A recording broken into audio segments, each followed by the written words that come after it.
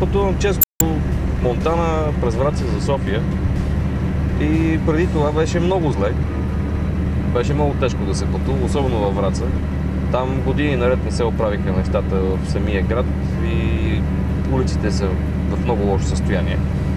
И истинско приключение човек да мине оттатък през това място, за да отиде в София. А това е един от най-удобните пътища по принцип. Защото после се излиза на магистралите и по-удобно, по-лесно, по-бързо се стига. Но цялото преминаване през Враца преди това беше едно истинско приключение, без да се шегувам изобщо. Налагало ми се дори да си ремонтирам автомобила заради лошото състояние на пътищата там. Отделно губенето на време, тъй като в града има ограничение на скоростта, отделно има много светофари, интензивно движение, тирове като влязат също не може да се кара като хората.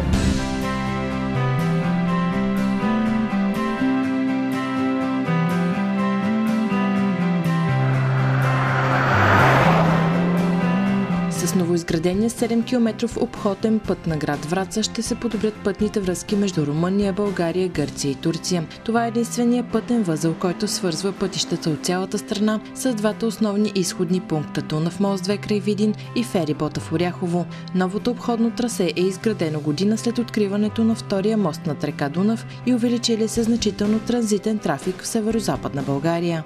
С пускането на обходния път, потокът от камиони и автомобили, който минаваше през Враца, се пренасочва изцяло. Направлението се използва като най-къс маршрут между Западна, Централна Европа и Бяло море, а също и като връзка между Европа и Азия. Много по-удобно, много по-спокойно да се пътува и даже много по-приятно, защото избягваш цялата тази градска среда, в която има твърде силен трафик и трябва постоянно да внимаваш. Можеш да се съсредоточиш и да се отпуснеш и да шофираш просто за удоволствие. Освен всичко друго, с този нов път значително забелязах, че се съкращава и времето за пътуване. Според така груби сметки, едно минимум 30 минути в едната посока спестяваш, минаваш по пътя. Ще се подобри доста обстановката и за самите хора във Враца, тъй като ще се пренасочи трафика извън града. Съответно няма да стават толкова пътно-транспортни происшествия. Хората в града ще се чувстват по-добре, шофьорите се чувстват по-добре. Може би има много значение този път. Може би за самата Враца като екологичен така елемент, защото ще заобикалят автомобилите центъра на града.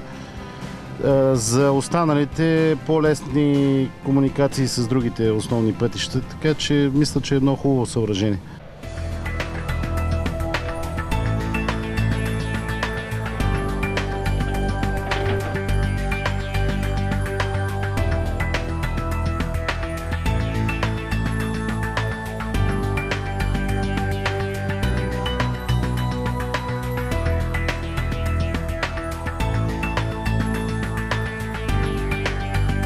Изграждането на обходния път на Враца се съфинансира от Кохезионния фонд на Европейския съюз и националния бюджет чрез оперативна програма Транспорт 2007-2013 година, приоритет на ОС 2, развитие на пътната инфраструктура по трансевропейските и основните национални транспортни оси. Обектът се намира на общоевропейски международен коридор номер 4 и като участък от път Е79 по него се осъществяват транспортните връзки между три европейски държави. Трасето е с дължина 7 км, а инвестицията е за над 14 милиона и половина лева.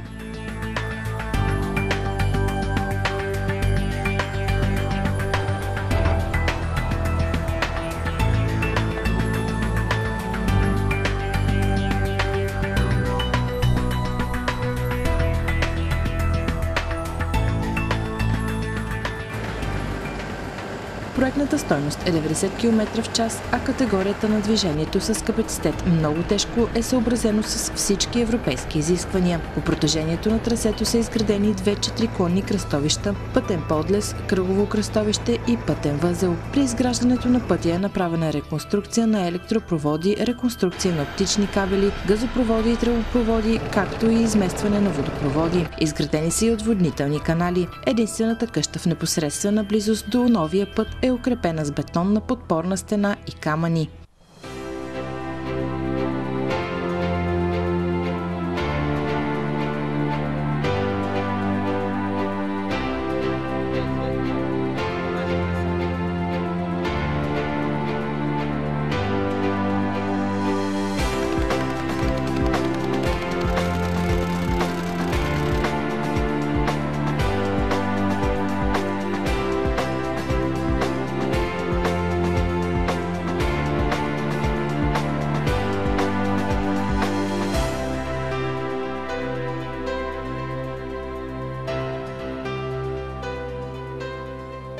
тази една година, бих казал и за по-малко от една година, имайки предвид метеорологичните условия, беше направен близо 7 км обходен път на Враца с две ленти по 3,75 метра. Освен това бяха изпълнени голям обем изкопни, насипни работи, отводняване, асфалтови работи, като конструкцията на пътя е за тежко движение, за много тежко движение, 45 см трошено-каменна настилка, 16 см битуминизиран, 4 см биндер, 4 см плътна настилка. Бяха изместени голям обем инженерни мрежи по трасето, което позволи самото трасе да мине от тук. Направени са две кръстовища, Пренефела и Криводол. Направено е кръгово движение, което виждаме. Съответно пресичане на ЖП прелез на линията София-Видин и един подлез, който е в така наречения Тромпет, тук в региона. Общо взето един сериозен обем работа, който бих казал се свърши в рамките на 6-7 месеца реална работа.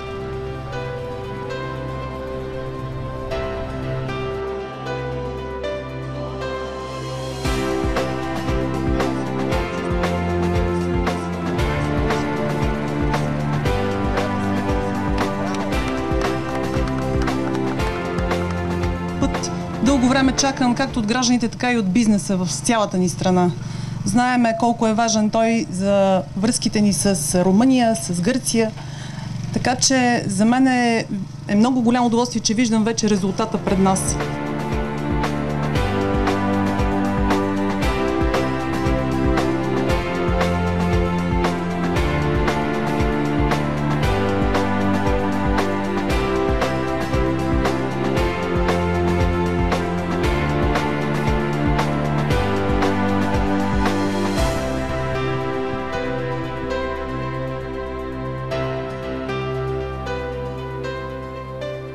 Това е една част от коридор номер 4, която е част от цялата стратегия за изграждане на и скоростни отсечки по него и като цяло до изграждането му, така че да бъде наистина с това значение, което има като разположение и което засилва и геостратегическото място и на страната и разбира се на нашия регион.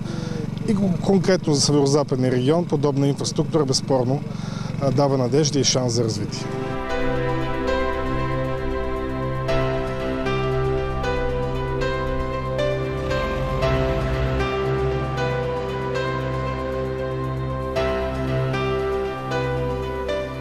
Плановете на агенцията са във времето да превърне и този участък в скоростен път, 4-лентов път, така че да можем да осигурим наистина 20 метров габарит от Видин до магистрала Хемус, така че да осигурим и по-голяма пропускливост на пътя.